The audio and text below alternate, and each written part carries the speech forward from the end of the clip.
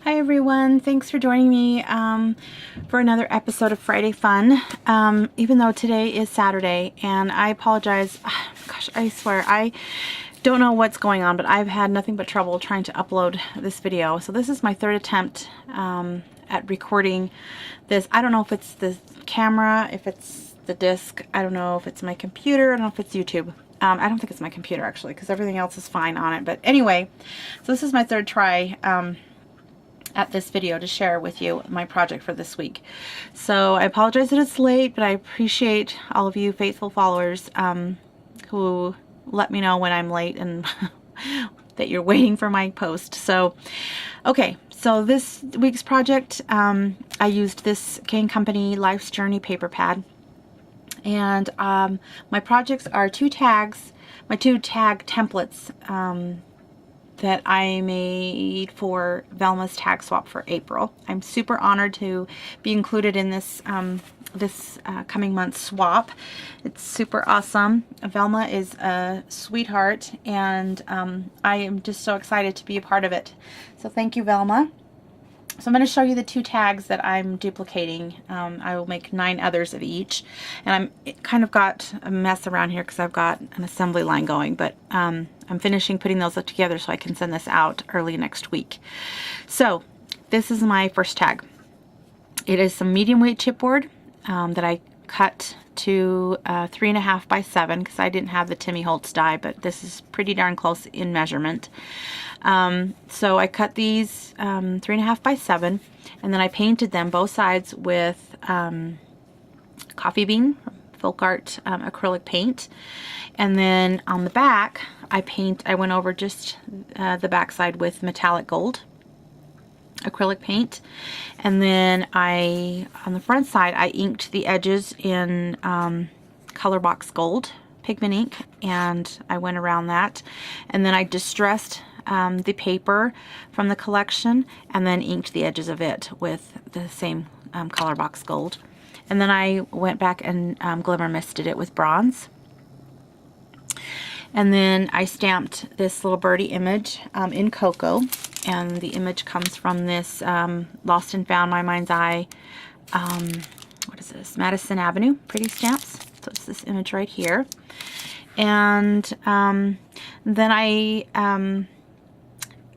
asked my sister Ruthie if I could borrow her Tim Holtz Sewing Room die, and she said yes. And so I cut out these dress forms from some medium weight chipboard, and then decided to just decorate them.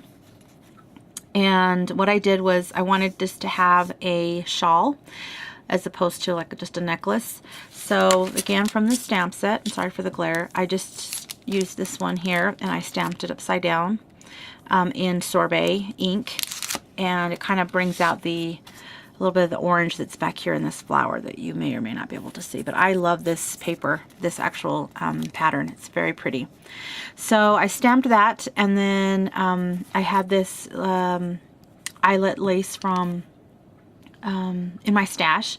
I have a bunch of it actually, and I glimmer misted it as well with bronze. Made that as her skirt, and I kind of tried to pleat it a little bit. And then I added some lace as her kind of a belt, and then have these Recollections flowers in, where's the jar? Here it is, in these 3 tones. And I love this because it does have the darker, the lighter, and then the lightest. And some of them have some glitter in the center, so it kind of makes it for a cute effect. So I used the 3 of those 3 tones on here and put some pearls in the center. And then I stamped this on the Darling. I stamped in cocoa on some craft cardstock and inked all the edges as well as the dress form with Chestnut Roan ink. And the stamp of Darling also comes from here, from this stamp set. Okay, and then I cut the shank off the back of this vintage button, also for my stash, and then included that on there. I wanted to have it be gold because I wanted it to tie in with the gold that is on the rest of the tag. Okay, so it's pretty simple.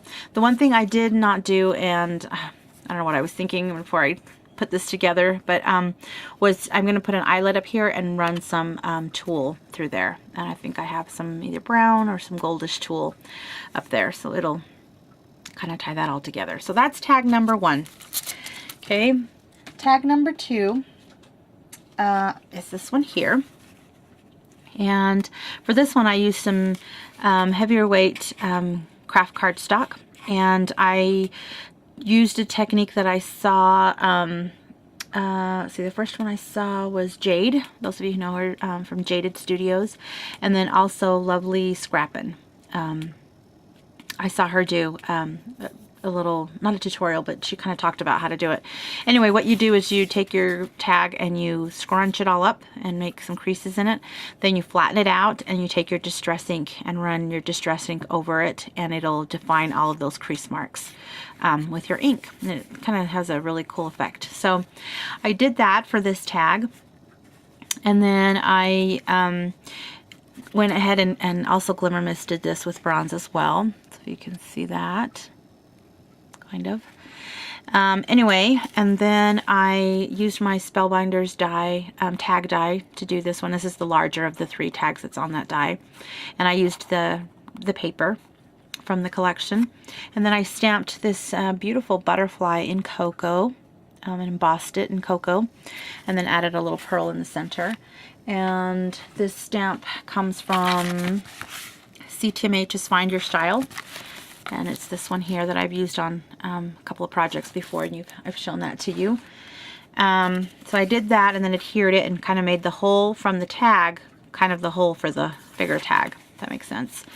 So I did that, and I did ink the edges with Chestnut Roan as well. And then this doily, I cut it in half and then inked it with Juniper ink, and then the edges I just kind of barely sanded with Vintage Photo. And then added this trim along the bottom, and added this Wild Orchid Crafts flower, which is the, I hate the, sorry about the crinkling noise, it's the two-tone Pale Peach Wild Rose, 30 millimeter. So I used one of those on there, and then I added the Recollections flower again, and then a button for my stash, and I used the string from the shipping tags as kind of the knot in there, and I did curl up the stem from the Wild Orchid Crafts flower. So that is that, and then I added some seam binding and the rest of that string at the top. So that is that, and on the back again of this one I will put my contact information. So I'm excited about this swap, and I hope like I said, hope I didn't disappoint. I just thought this was so much fun, and I will on my blog I'll post some pictures as soon as I'm done with all of them, all 20, plus the little bag of goodies that I'm gonna include for each person for participating. So thank you again, Velma, and thanks, Ruthie, for letting me borrow your stuff and for inviting me to be a part of this. Thanks you guys for watching. Have a good one. Bye-bye.